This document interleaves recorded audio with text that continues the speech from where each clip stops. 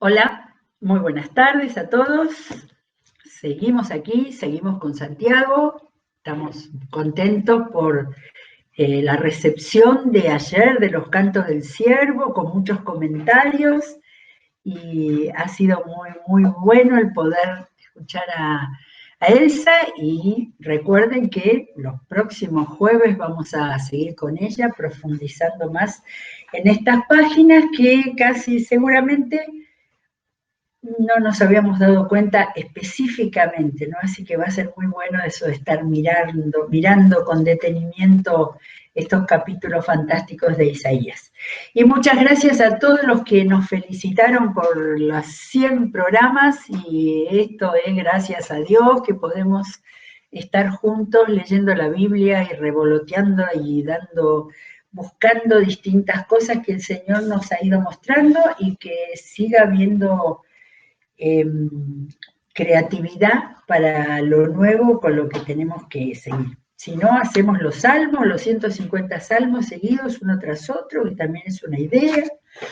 Pero bueno, vamos a terminar con Santiago, que ha sido una experiencia para mí excepcional, ¿sí? A partir de descubrir bien y buscar en la Biblia quién era Santiago, todos los datos que tenemos, todas las menciones, la gran cantidad de menciones, acuérdense en el primer día, que tenemos de él, hasta descubrir este hombre fantástico que en este momento, de los primeros 50 años, dentro de los primeros 50 años del siglo I, de la primera o segunda carta escrita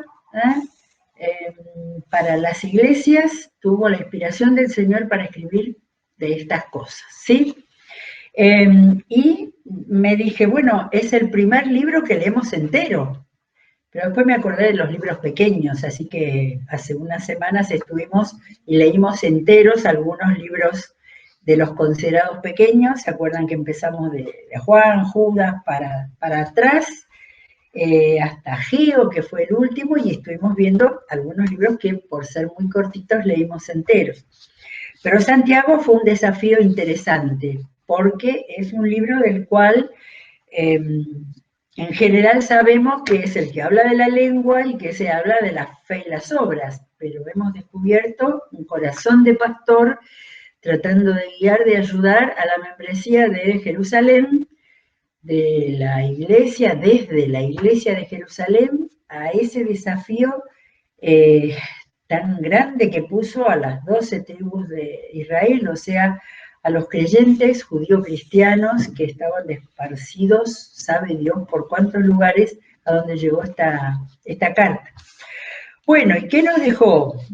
Yo pensaba, dije la palabra esto es muy fuerte, no sé, como 45 veces, porque cada tema que nos íbamos encontrando en Santiago era para decir, uy, qué fuerte esto, y cómo lo dijo, y con qué autoridad, y planteos muy radicales, ¿no? Me hice la listita,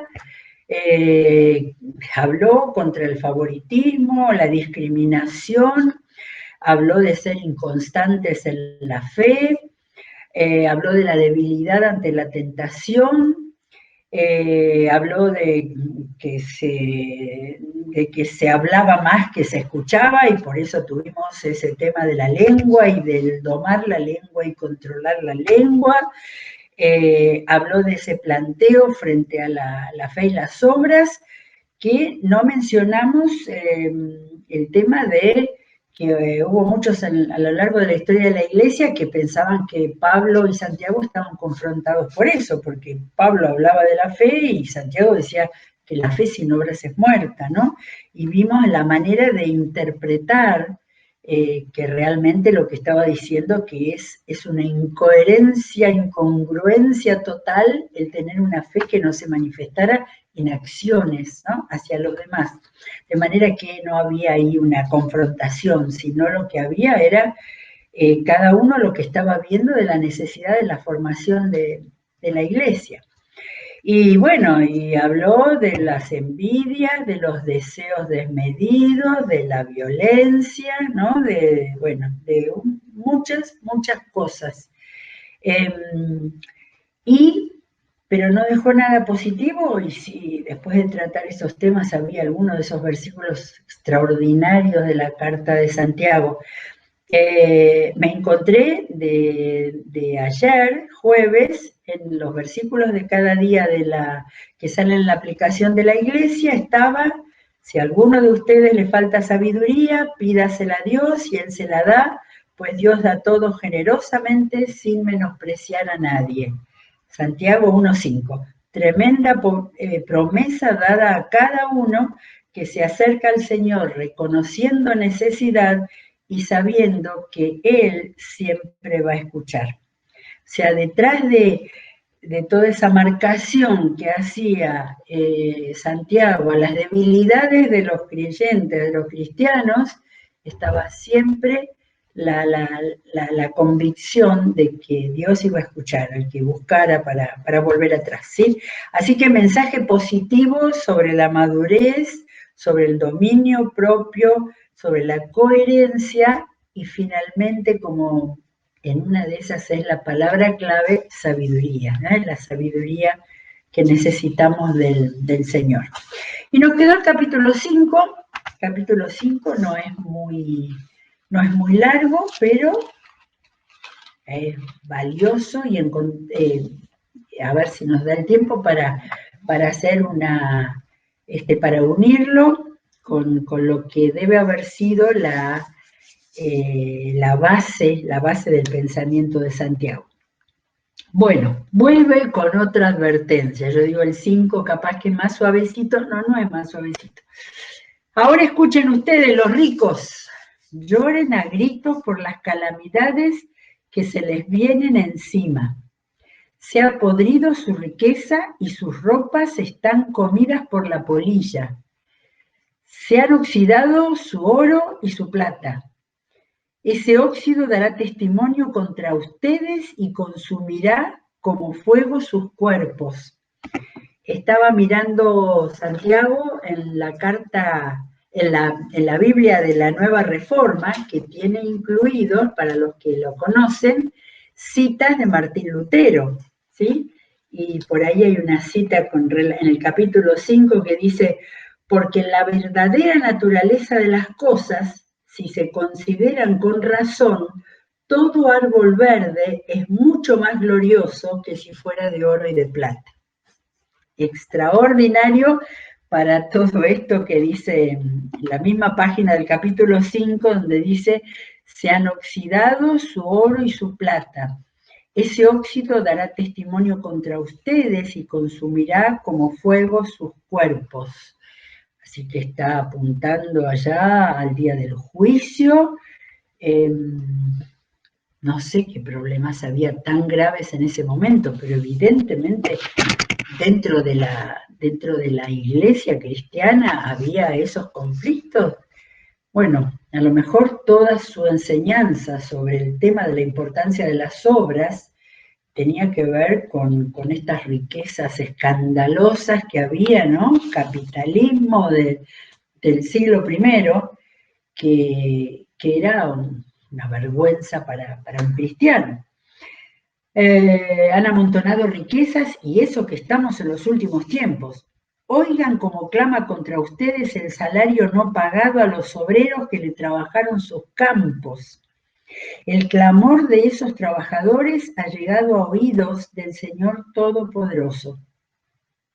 Ustedes han llevado en este mundo una vida de lujo y de placer desenfrenado.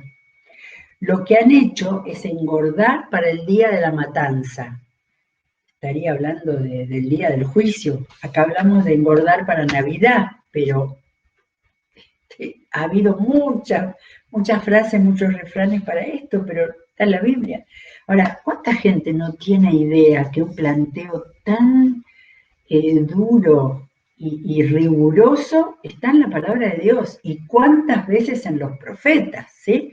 Es más extraño en el Nuevo Testamento, que en un sentido el Nuevo Testamento es más doctrinal, pero acá está hablando de un tema de la vida cristiana, de aquellos que si son cristianos o se congregan en una iglesia están demostrando una falta total de amor al prójimo, de entender lo que significa que al otro me doy cuenta de que existe, pero acá habla de cosas tan concretas como de los que se enriquecen a costa de la pobreza de sus asalariados. Y lo que termina diciendo en el 6 es, han condenado y matado al justo sin que él les ofreciera resistencia, ¿sí? Así que muchas de las ideologías de este mundo han olvidado que estaban absolutamente basadas en la palabra de Dios. Ahora Dios quiera que estos que recibieron este planteo lo hayan tomado en cuenta. Sigue en el 7, en el 7, hablando de los valores cristianos, dice, por tanto, hermanos, ¿sí? Como si fuera a continuación de esto, tengan paciencia hasta la venida del Señor. Quizás les está hablando también a aquellos que están sufriendo, ¿no? Toda la injusticia social, la explotación, la codicia, ¿no? Pero dice, tengan paciencia hasta la venida del Señor. Miren cómo espera el agricultor a que la tierra dé su precioso fruto y con qué paciencia aguarda las temporadas de lluvia.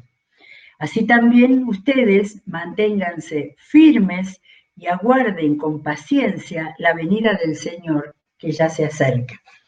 Todos sabemos que en el siglo I habían entendido que Jesús volvía pronto. Y bueno, quedó acá en la palabra, así que sirve igual.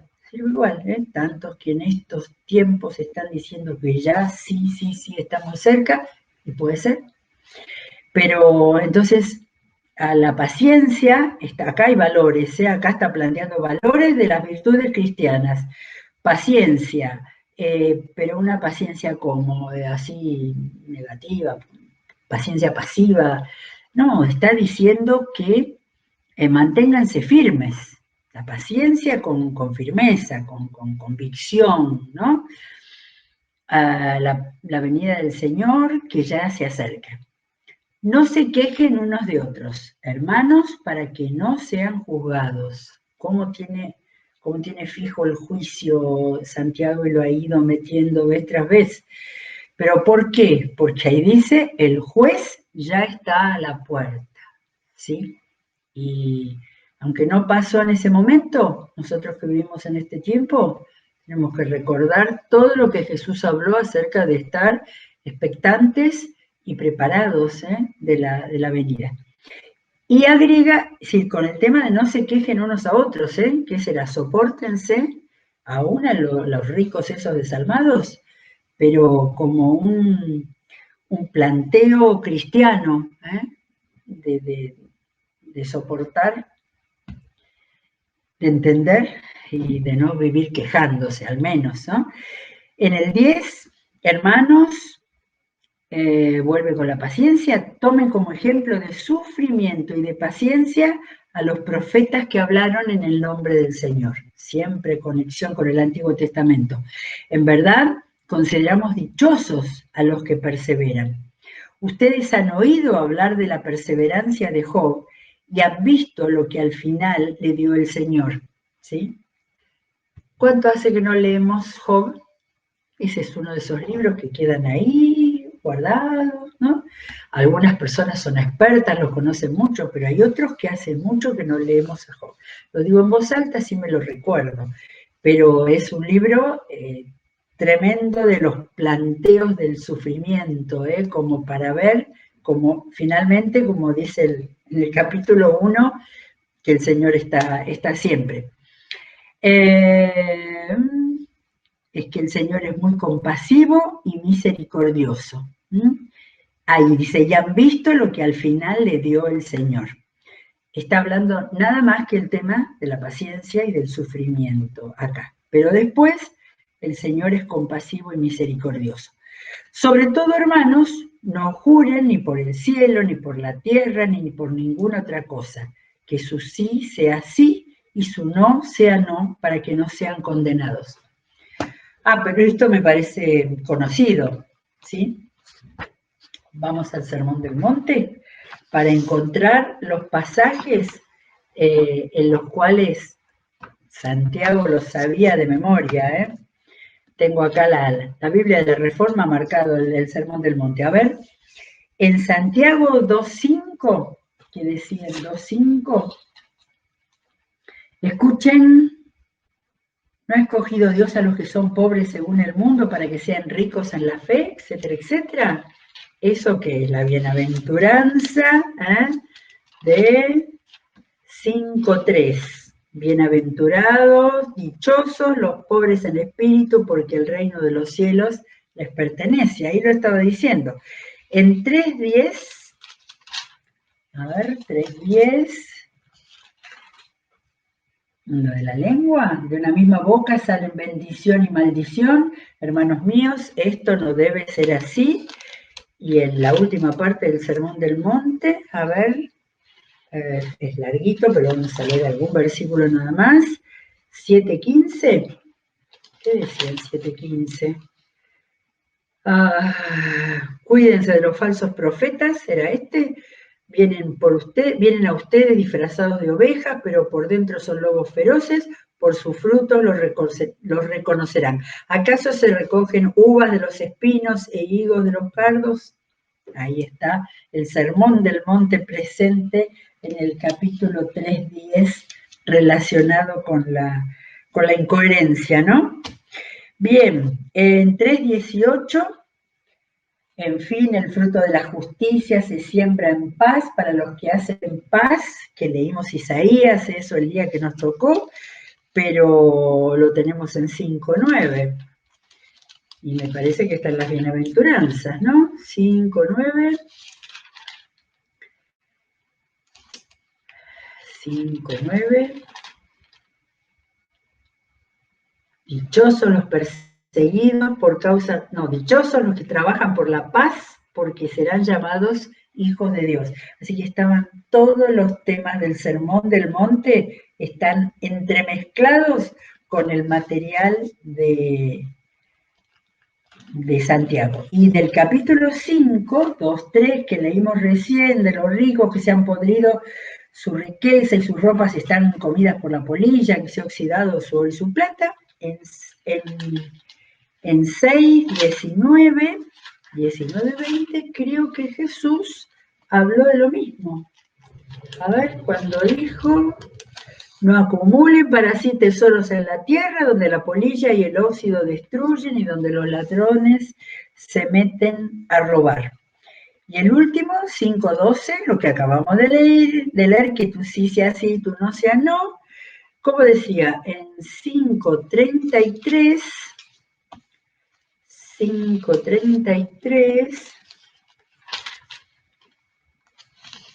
también han oído que se dijo a sus antepasados, no faltes a tus juramentos si no cumple con tus promesas. Y dice, no jures, no jures, no jures. Cuando ustedes digan sí, que sea realmente sí, cuando digan no, que sea no. Cualquier cosa además, dijo Jesús, proviene del maligno. Así que ahí tenemos, ¿sí? Las bases teóricas de toda esta presentación pastoral de Santiago están basadas en el Sermón del Monte, que estaría Santiago escuchándolo cuando lo dijo. No sé si hablé de esto algunos de los otros días, pero todo el tiempo pienso, ¿en qué momento Santiago se convirtió? ¿Sí? Él debe haber jugado a los autitos, a la bolita, no sé qué, con Jesús, como el hermano, el mayor de los hermanos menores. Debe haberlo visto cuando tenía actitudes especiales, debe haberlo visto que un día salió de la casa y se enteró que lo seguían las multitudes, pero él estaba cuando se acercó con María y los hermanos y hermanas a hablarlo, pero estaba también cuando lo chicaneó diciéndole que por qué no iba a Jerusalén a hablar ahí. Todavía no había pasado nada, ¿no? ¿Cuál fue el momento? ¿Habrá sido frente a la cruz?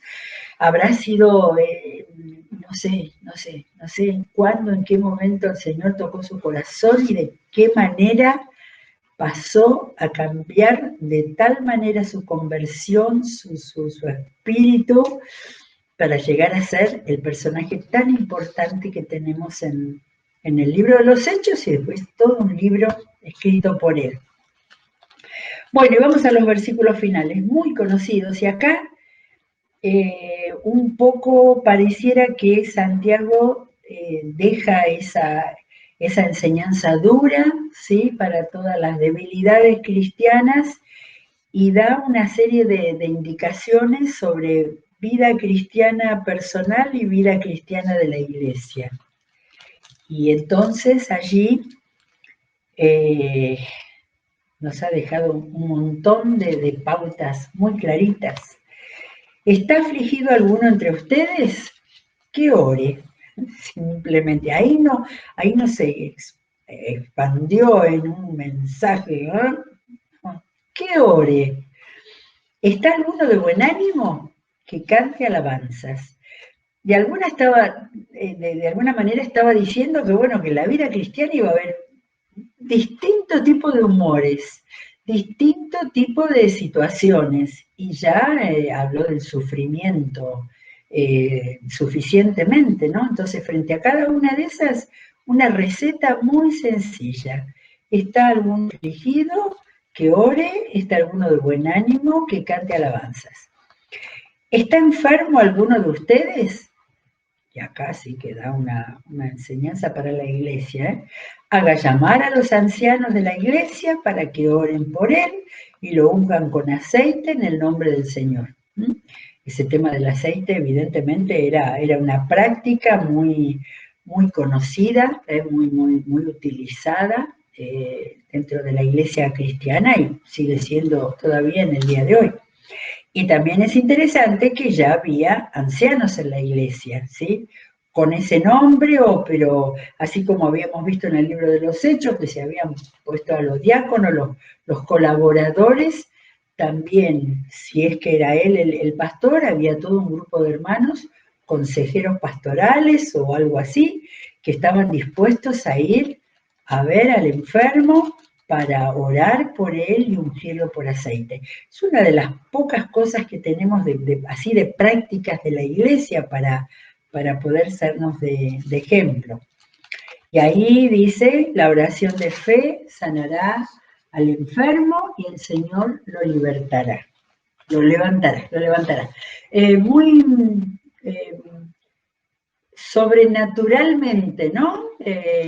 Ahí hay una correlatividad en que hay oración de los hermanos, que hay oración de la iglesia, y el Señor lo levantará. Es lo que estamos viendo nosotros en nuestra iglesia en este tiempo. Y agrega un paso más en la consejería pastoral. Y si ha pecado, su pecado se le perdonará. ¿Sí? Aquí fue muy duro todo el juicio que fue dando para los pecados que se daban entre los cristianos que conocía Santiago. Pero acá, al final, ¿no?, donde él habrá decidido, bueno, ya voy a ir terminando esta carta, ahí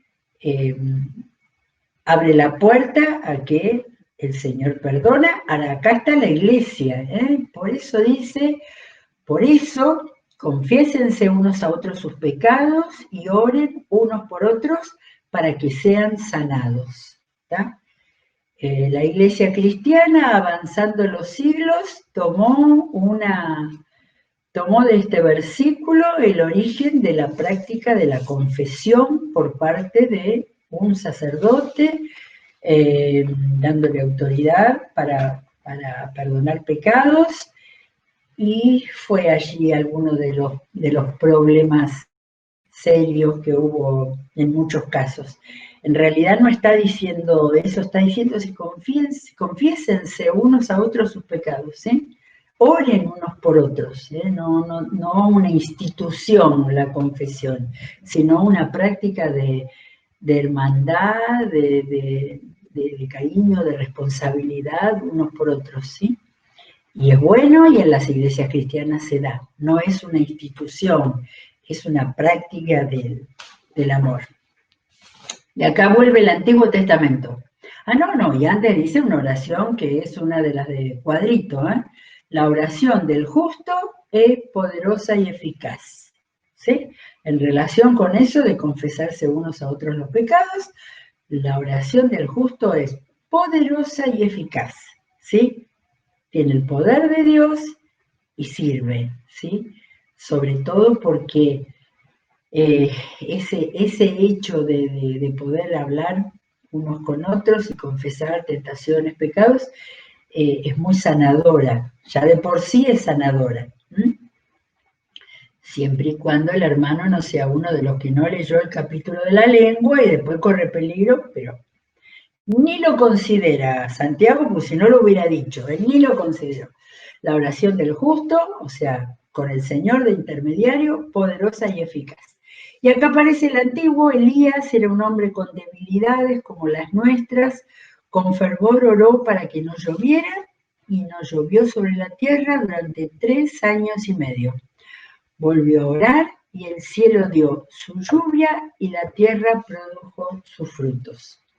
Este es uno de los pasajes más extraordinarios del Antiguo Testamento, que hay que volver a leerlo para ver la vida muy especial de Elías. Esa tendríamos que estudiarla también, ¿eh? La vida especial de un profeta que tenía sus características, su carácter, pero también se tuvo que enfrentar con el peor de los reyes que tuvo Israel. Pero él dice que oró con fervor, ¿sí?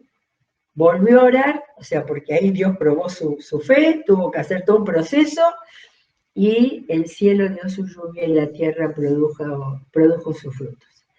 Y lo último, los 2 últimos versículos, dice, hermanos míos, si alguno de ustedes se extravía de la verdad, ¿sí? Como había hablado de tantos extravíos en esta carta de 5 capítulos, si alguno de ustedes se extravía de la verdad y otro lo hace volver a ella, quizás en esos tiempos de confesión de unos a otros, de sinceridad, recuerden que quien hace volver a un pecador de su extravío, lo salvará de la muerte y cubrirá muchísimos pecados.